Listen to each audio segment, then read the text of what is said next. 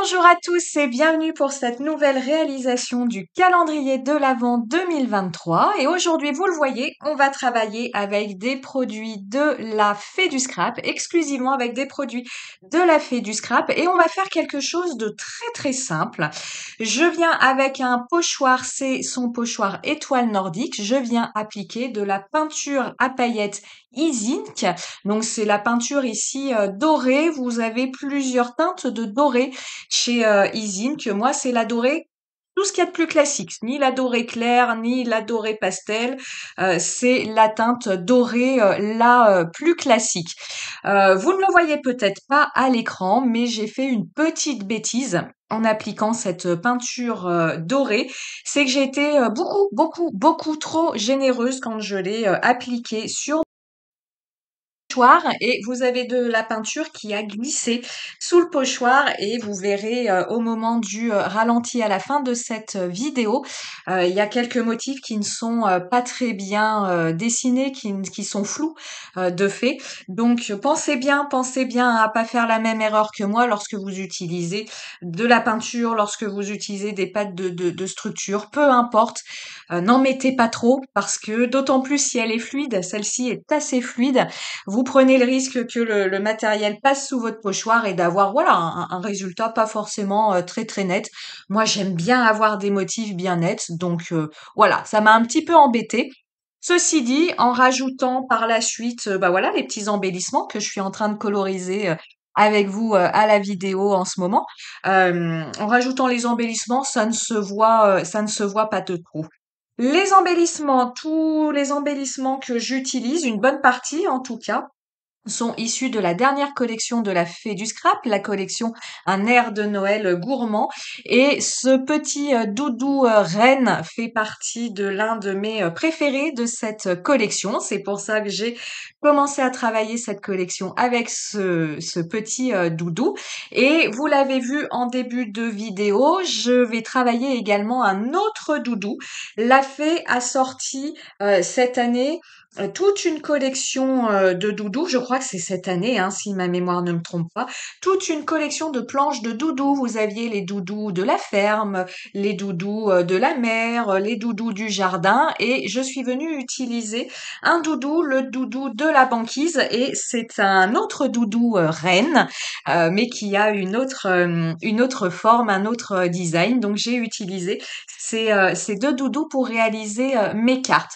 Je suis pour le second doudou.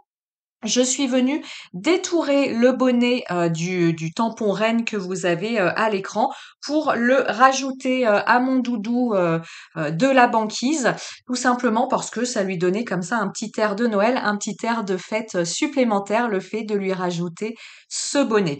Je travaille ici avec les crayons de couleur aquarellables, ce sont les Albrecht Dürer de Faber-Castell.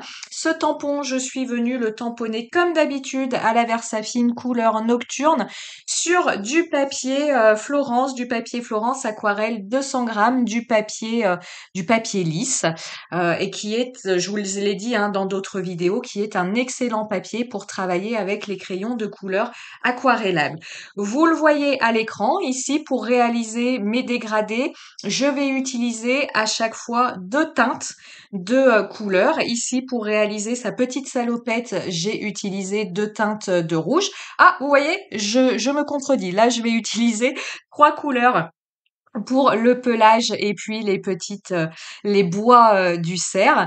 Pareil, je vous le disais dans d'autres vidéos, ce qui va définir le nombre de crayons que je vais utiliser, ça va être tout simplement la place que je vais avoir au niveau de mes motifs pour réaliser mes dégradés. Quand je vais avoir très peu de place, je vais utiliser un voire deux couleurs. C'est ce que j'ai fait, vous voyez, pour le petit collant de mon renne, j'ai utilisé un vert très clair, le même que pour son petit pull et son petit bonnet.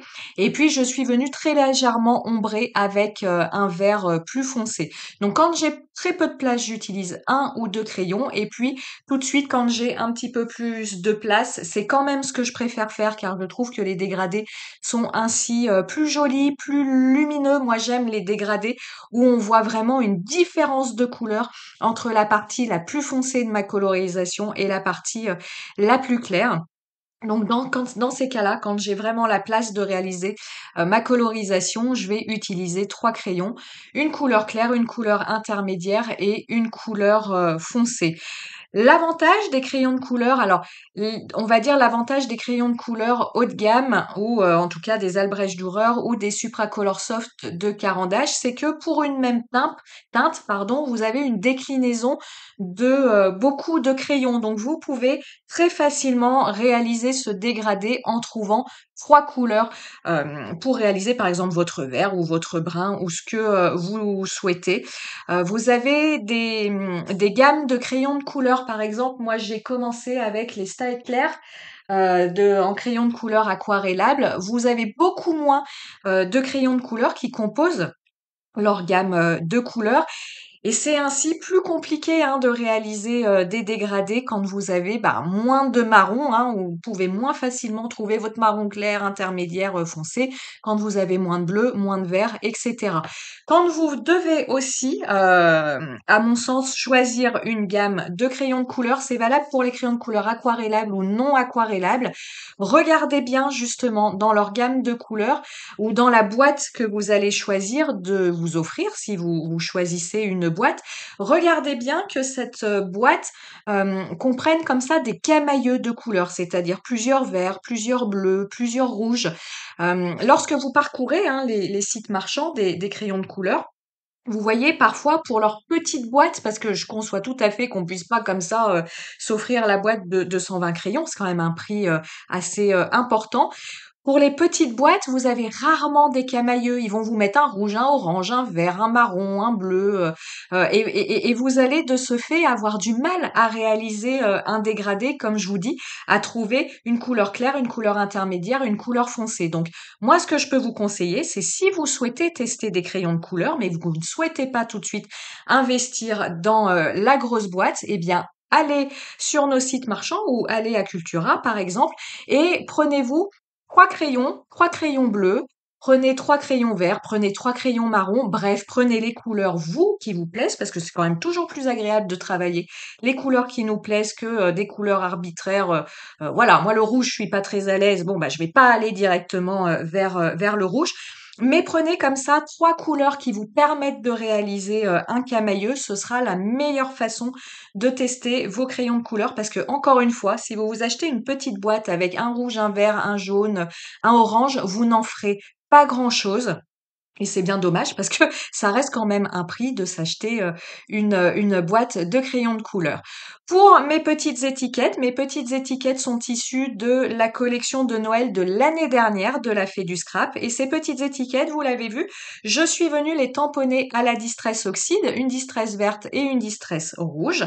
Les Distress Oxide étant des encres à séchage lent, j'ai pu embosser ces encres avec une poudre à embosser transparente à paillettes. C'est une poudre e-zinc que j'utilise, transparente à paillettes, et ça me permet comme ça d'avoir une étiquette de couleur, une étiquette de couleur assortie à mes colorisations, hein, puisque chez Distress on retrouve hein, cette idée de plusieurs verts, de plusieurs rouges. Donc je suis allée choisir un vert et un rouge qui pour moi s'harmonisaient avec ma petite colorisation. Et puis parce que c'est Noël, on a du doré, il nous manquait des paillettes, donc j'ai ajouté ces paillettes au moment de la réalisation de mes étiquettes. Donc ça, n'hésitez pas, hein, quand vous voulez un petit peu rajouter des paillettes dans vos réalisations, gardez à l'esprit cette technique qui n'a rien de nouveau, mais cette technique de tamponner à la Distress Oxide et puis de venir comme ça ajouter par-dessus une petite poudre à embosser transparente à paillettes et vous aurez comme ça votre petit côté pailleté dans votre réalisation. Comme toujours, un petit œillet pour accrocher ma petite étiquette et puis pour après mettre ma petite ficelle. Je viens ajouter de la colle pailletée Rayer. Alors cette colle pailletée, j'arrive plus à la trouver, mais Stickles fait exactement la même couleur. Vous savez, c'est les couleurs licorne hein, où on a plein de petites couleurs vertes, roses, bleues mélangées. Là, je viens simplement, retravailler un petit peu ma colorisation parce que, au moment de coller mon renne, la colle avait enlevé un petit peu de la couleur de, mon crayon de couleur aquarellable. Voilà, j'espère que cette petite réalisation simple, avec des techniques toutes simples, vous, aura plu et puis nous, on se retrouve dans 2 jours pour, la réalisation de nouvelles petites étiquettes. Je vous dis à très, très bientôt. Ciao, ciao.